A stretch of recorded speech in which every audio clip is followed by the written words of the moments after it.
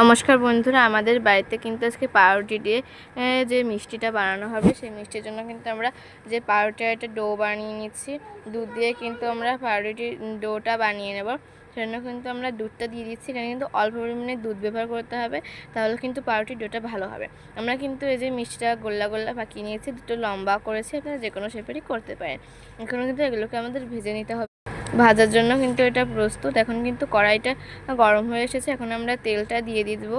এখানে কিন্তু আমরা সয়াবিনের তেল ব্যবহার করছি, আপনারা যে কোনো তেলই ব্যবহার করতে পারেন। সয়াবিনের তেল ভাজার ক্ষেত্রে ব্যবহার করলে একটু ভালো হয়, তো সেই জন্য কিন্তু আমরা সয়াবিনের তেলটা ব্যবহার করছি। এখন কিন্তু তেলটা গরম হয়ে গেছে। আমরা এখানে যে মিষ্টিগুলো, সেই মিষ্টিগুলো কিন্তু এক এক করে দিয়ে দেবো। যে আমরা কিন্তু এইভাবে মিষ্টিটাকে দিয়ে দেবো, একটা একটা করে দিয়ে দিচ্ছি আমরা। আমি একটা দিয়ে দিলাম, তারপরে আরও একটা দিয়ে দিলাম।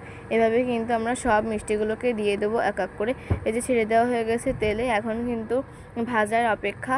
এই যে দেখতেই পাচ্ছেন লাল লাল করব কিন্তু আমরা, আপনারা কিন্তু লাল লাল করবেন, তাহলে কালো যে কালো মিষ্টিটা হবে তো সাদাও করতে পারেন। আমরা গ্যাসের থেকে এখানে চলে এসেছি, কারণ গ্যাসে একটুখানি সমস্যা হচ্ছিলো, সেজন্য আমরা কিন্তু এই মাটির চুলায় করছি। এখন কিন্তু আমাদের গেছে ভাজা হয়ে গেছে কিন্তু মিষ্টিগুলো। এখন কিন্তু আমরা এক এক করে সব মিষ্টিগুলোকেই উঠিয়ে নিচ্ছি।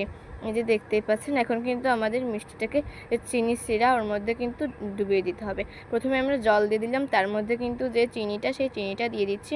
একটু বেশি পরিমাণে আমরা এখানে চিনি দিচ্ছি, কারণ মিষ্টি ক্ষেত্রে অনেকটাই চিনি লাগে, কারণ মিষ্টিটা একটু বেশি বেশি মিষ্টি হয়। আপনাদের যতটুকু লাগবে, মানে যেরকম খান আপনারা সেরকমই একটু বেশি পরিমাণে দিচ্ছি। আপনারাও এর থেকে বেশিও দিতে পারেন, বা আপনারা এখানে বেশিও দিতে পারেন চিনিটা, বা কমও দিতে পারেন। আমরা এখানে একটু বেশি বেশিই দিয়েছি। এখন কিন্তু এটাকে হালকা করে একটু নাড়িয়ে নেব।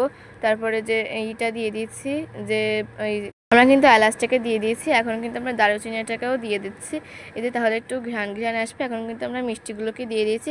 এখন ফুলে ওঠার অপেক্ষা। এই ফুলে কিন্তু হালকা হালকা উঠে গিয়েছে। আপনারা কিন্তু এটা বাড়িতে একবার ট্রাই করে দেখবেন, খুবই ভালো লাগে খেতে। আর যে কেমন লাগে সেটা কমেন্ট